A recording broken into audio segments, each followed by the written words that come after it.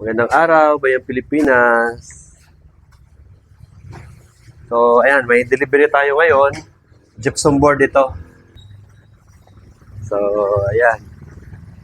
Plywood at saka gypsum board ang de-deliver nila. Actually, itong supplier bago sa amin. Pero, malaking supplier sila. Ayan. So, puno.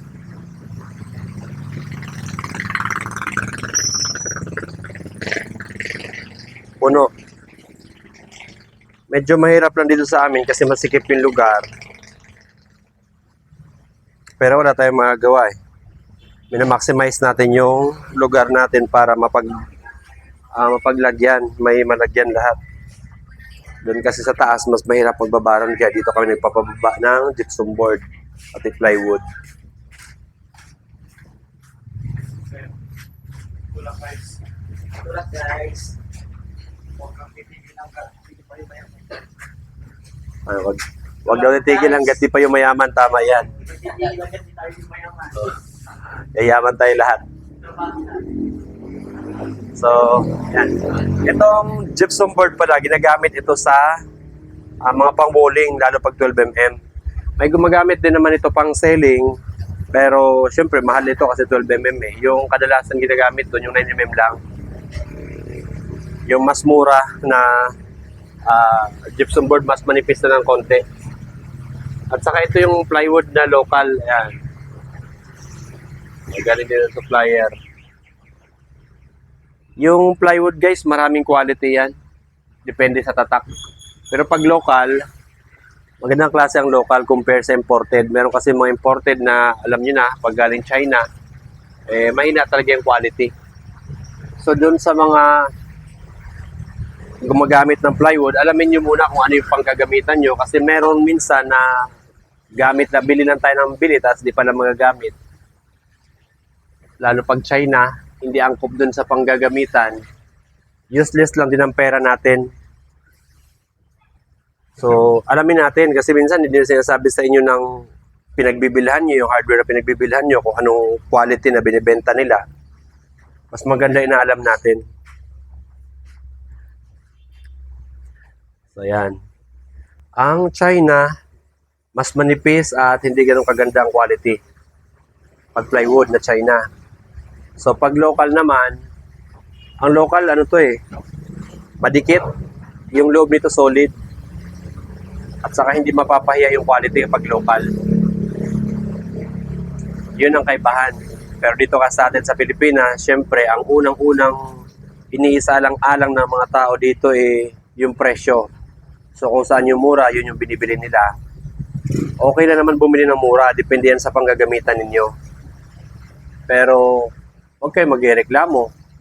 Kung alam nyo mura, sigurado may kompromiso rin yan sa quality.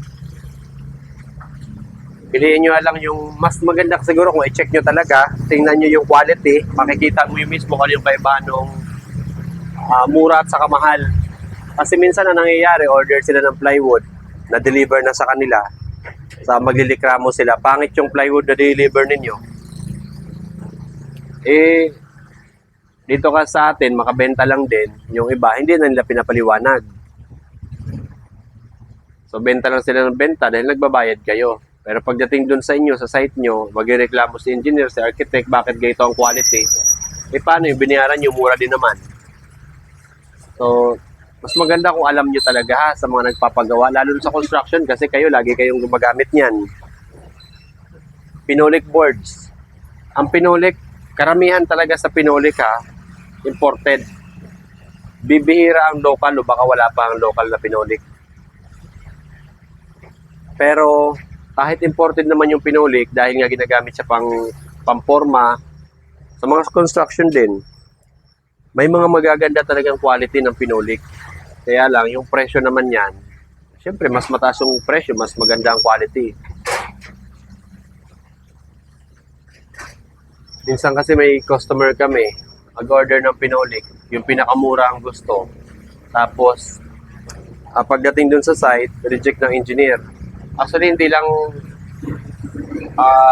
ilang beses na nangyayari yan, maraming beses na talaga nangyayari yung ganyan. sinasabi naman namin na ma'am, yung quality na itong binibili mo, mga 3 usage lang. O sir, ganito lang yung usage niyan, mga 3 gamit lang. Hindi mo na magagamit ulit. Minsan nga, depende kasi sa paggagamitan eh. Lalo pag mga nakabaon sa lupa, yung mga 3 usage na yan, magiging 2 usage na lang yan. Pagkatapos ma-deliver, magreklamo ngayon sa architect, bakit ganito yung quality ng pinulik mo? Dapat tinatanong nyo rin yung purchaser. Kasi minsan, hindi naman namin nakakausap yung architect. Pero pinapaliwanag namin yan sa purchasing. Kasi ganun kami magbenta. Dapat, kami kasi pinapaliwanag namin yung quality na binabayaran mo. Bago mo siya bayaran, alam mo na kung ano yung quality na binabayaran mo. So, hindi lang benta ng benta. Ayaw rin kasi namin maperwisyo, ayaw namin maabala. Kasi syempre, kapag hindi mo nagustuhan yung quality, kapag nandun at sa kampo lang nalaman, hindi agad ipinaliwanag sa'yo, possible nun, magagalit ka, ibabalik mo pa yung materials namin, di maabala rin kami. So, ayan. Ito yung area namin na medyo masikip yung area namin, pero yun nga, dahil kailangan talaga maximize, malagyan lahat. Ganito lang. So, ayan lang. Kung may mga tanong pa kayo sa mga materials, boards, may mga gusto kayong i-clarify, liwanagin, at gustong malaman sa mga quality ng wood product natin, plywood gypsum board, fiber cement, lahat ng boards, message nyo po ako, comment po kayo at sasagutin ko kasi ako matagal na po ako sa construction, kaya kabisado ko na po karamihan sa materials. Yun lang. Magandang araw, Bayang Pilipinas.